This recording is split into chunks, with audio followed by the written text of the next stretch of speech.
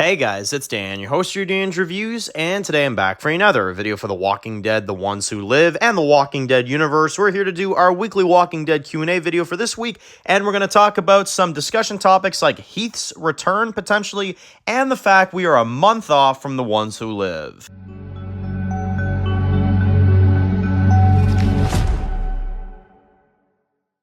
Alright guys, this one's going to be doing a review today, this one's going to be doing a review for the Walking Dead universe, and in today's video we're going to be doing our weekly Walking Dead universe Q&A video for this week. We're going to go through some comments and questions from you guys that you guys left regarding Ones Who Live and a few other Walking Dead properties as well too. Very excited to get into this one. Obviously we got a few more weeks before the Walking Dead universe returns, although one thing to mention for today's video is that we are now officially a month off from The Walking Dead Ones Who Live, which I am very, very excited about. I cannot believe we are that close already. Although it still feels like it's going by really slow. Not gonna lie, it still feels like things are going really slow, but we're getting closer. We're getting a lot closer to it than we were before, so very excited that we're a month off. Very excited about that, but without further ado, let's get into some of your questions for this week for The Walking Dead Q&A. The first one for today comes from Drag, who says that, Dan, do you think that we'll ever see Heath from the original Walking Dead, maybe in The Ones Who Live at one point? Do you think he's even still alive? What do you think about all that? So I know Heath has been a very big, kind of wild card for The Walking Dead for a while. It's one of the few things that The Walking Dead main show never answered in, the original series. Like, it ended and we never knew what happened to Heath. We saw him get taken away because we know that Jadis had him. And we know that she probably traded him into the CRM, I would assume. But we don't know anything past that because Jadis definitely took him. They've confirmed that many times that she did trade him in. But, is he in the CRM somewhere? And if so, is he even still alive? I would not be surprised if he was a test subject, to be honest. Because, again, keep in mind, usually what Jadis does is she gives, the CRM A's. Which, if they're considered A's, then that means that, they're going to be bitten first and then traded in as test subjects, right? That's what A's stand for. And B's are, the alive ones, the one you could use as resources, for the military or whatever.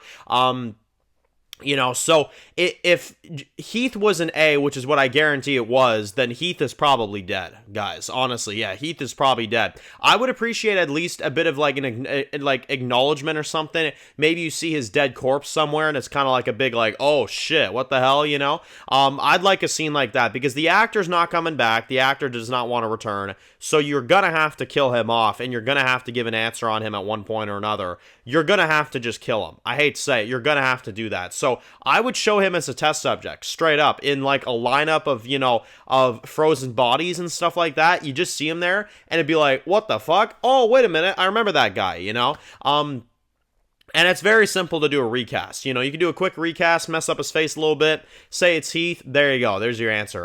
That's what I'd say they should do.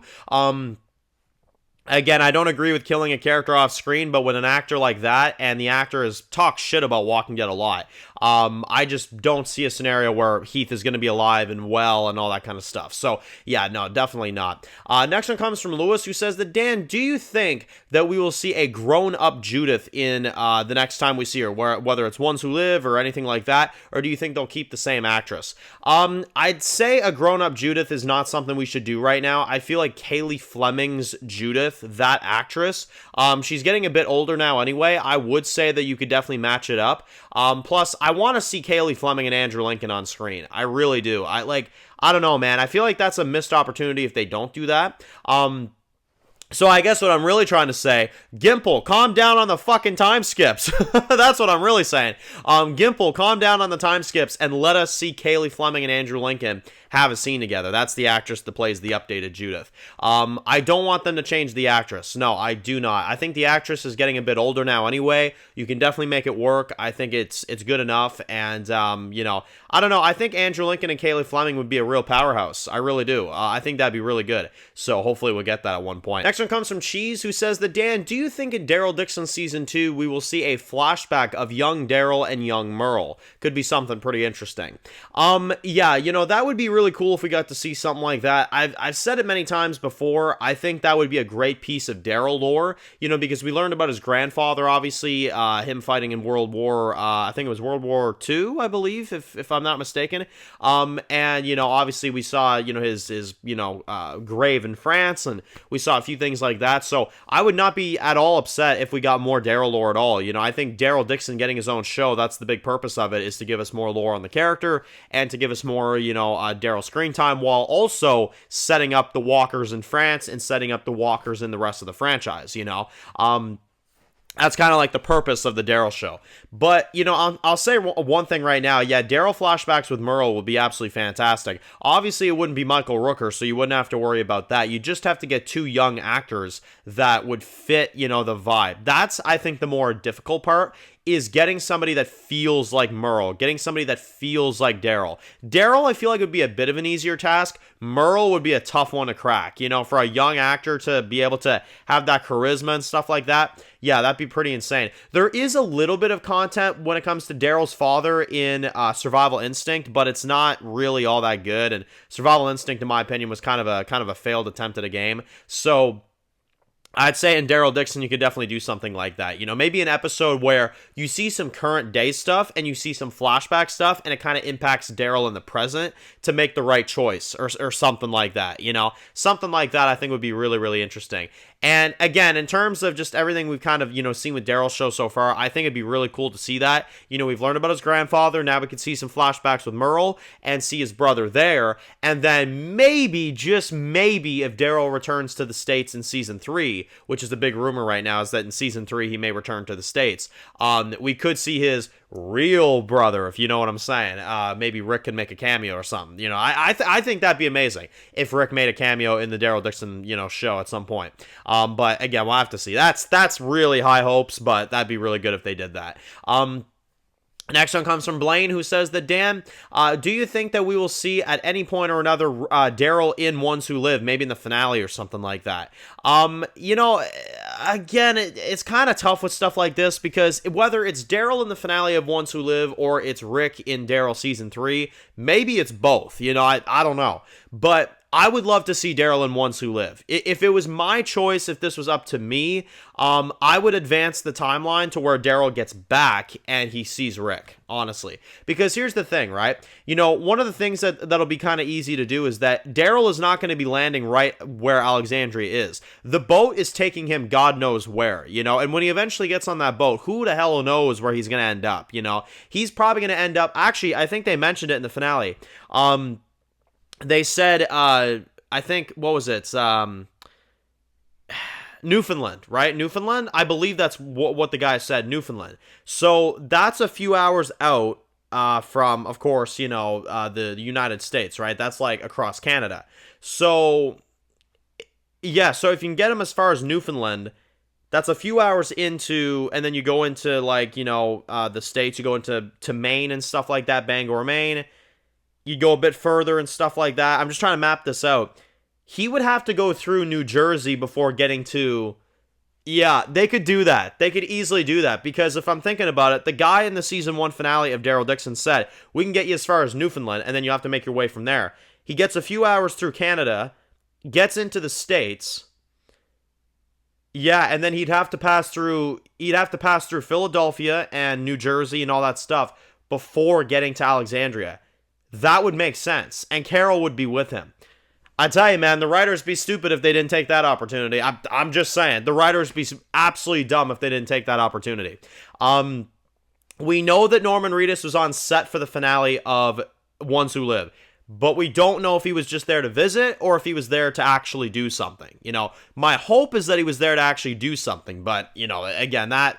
possibilities are endless. You never ever know. So, we'll have to see. It's kind of all up in the air. Predictions are kind of just everywhere with that kind of stuff, but it would be really cool. It would be really, really cool if they did that. The last one comes from Brian Akeem, who says that, Dan, you know how I felt about the Commonwealth in The Walking Dead. Do you think that maybe the CRM, the Civic Republic military, will blow not only us away, but Rick away as well? you know, it kind of has to, doesn't it? Because it's like Commonwealth was like what, 50,000 people. This is like 200,000 people. I could be getting the numbers wrong. I probably am, but I'm pretty sure that's what it is. Someone will correct me. It's YouTube. But either way, I'm very, very excited to see what CRM is going to be like, because their numbers are like double the amount and more than, the Commonwealth, right? So it's going to be impressive. I will say the budget for Ones Who Live looks fantastic to me, although it's only a 2-minute trailer, so we'll be able to really tell in a few weeks. But I'm telling you right now, this is definitely going to beat the Commonwealth and their storyline and everything like that. I guarantee it, because here's the thing. Commonwealth, they were kind of like, they were on lockdown, if you will, by, the comic books and stuff like that, having to kind of follow a certain path and having to follow a certain story, because, Kirkman wrote it and they, tried to stay faithful and stuff. This is Gimple's creation. This is all his creation. Everything the CRM is involved in is his creation. So I'm interested in seeing what this all is, because Gimple has let his mind wander for like 5 fucking years, to really flesh out this group for this show in particular. Because yes, we saw it in World Beyond, but World Beyond, it was like a college, it was kind of like an offshoot type of thing. This is the main thing. This is the real source. So I'm curious to see what he's cooked up over the last few years, and I do think it's going to be better than Commonwealth. I would hope it is, because it looks visually a lot better. So that's one thing for sure. One thing I can already say, the budget is not going to be what it was for the Commonwealth. The Commonwealth budget, literally, you had a train station that was turned into a courtroom and a fucking, like, museum, whatever else. I mean, like a party house, like that train station got so fucking old in the main show. It was unbelievable. But unfortunately, it wasn't their fault. It's because the main show didn't have the budget to do this shit. This show, these spin-offs, do have the budget to do this. So I'm curious to see if they're going to take that to their full advantage. It seems like, based off the trailer, that visually they're going to. So I'm very excited. I'm very excited to see what that's all going to look like. I'm absolutely so excited to see it. But we're a month off, so there you go. Let me know in the comment section below, what are you guys expecting for the Ones Who Live? Are you excited that we're a month off from Ones Who Live? Man, excuse my language again, but I'm fucking excited for the Ones Who Live, man. I'm so excited. So anyway, thank you all for watching. If you're new to the channel and you enjoyed this video, of course, make sure to click the subscribe button so you don't miss any of the videos of the Walking Dead universe. Make sure to follow me on Dan's The Walking Dead Reviews on Instagram, guys. And of course, I'll see you guys very soon for more videos of the Walking Dead franchise. Enjoy the rest of your day, guys, and peace out.